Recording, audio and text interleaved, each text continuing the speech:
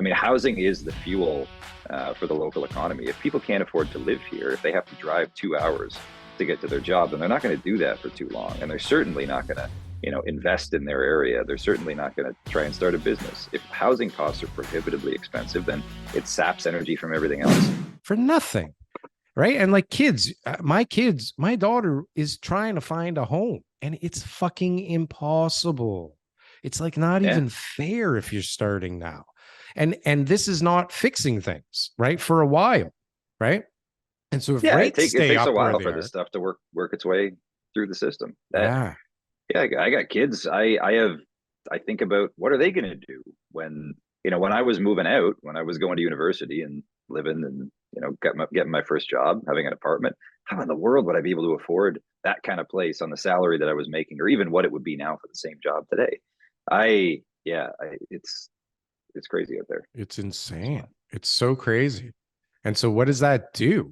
Because I'm telling you, like I don't care what anybody says. We have 18,000 units that are available right now. It's going to be 25 or whatever. And there's all these, at some point things will normalize and we're going to be so short again. And like all these first time homeowners, like they want to own something, don't they? They want to buy something. They don't want to rent. They're programmed to want to buy.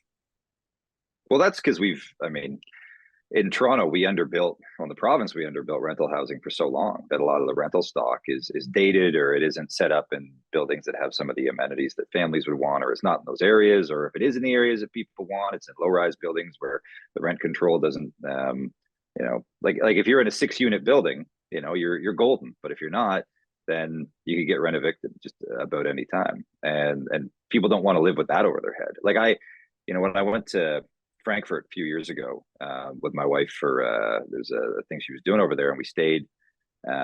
We visited some friends over there, and they live in this building. It's a 6-story building, and there's 1 unit on every floor, and they have a 25-year lease in that building, and they live there with their kids, and they know that they're totally fine for 25 years. Like they're not going anywhere. They improved the place, they renovated it. All the kids play in the backyard. We had a party in the backyard there the night I got there. It was fantastic, and it's like just.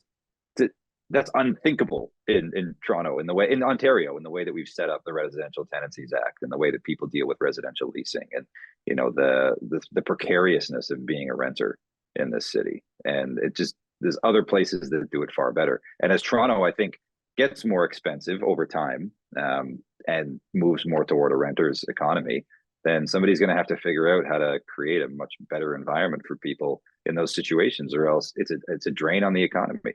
I mean, housing is the fuel for the local economy. If people can't afford to live here, if they have to drive 2 hours to get to their job, then they're not going to do that for too long. And they're certainly not going to, invest in their area. They're certainly not going to try and start a business. If housing costs are prohibitively expensive, then it saps energy from everything else.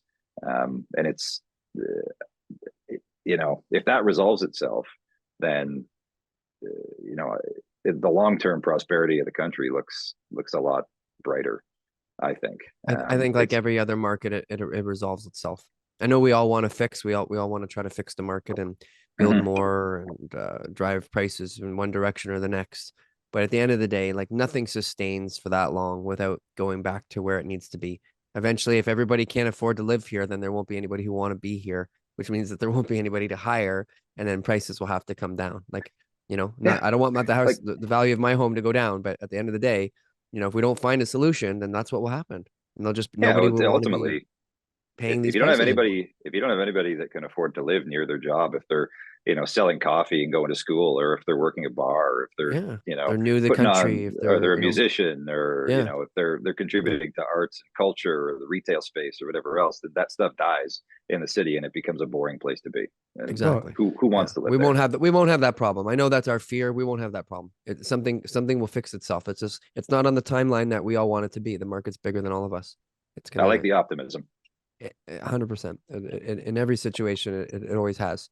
These conversations were had many years ago in many cities about what we're dealing with and growth and costs and all that kind of stuff. Sure. And solutions always come up and people's expectations change and they start making accommodations for everyone to live in the city no matter what. Like, comment, and subscribe if you got anything from one of these clips. And if you want to see some more, press something on the screen here. Boom. That was good. That was good. I like that. That was good.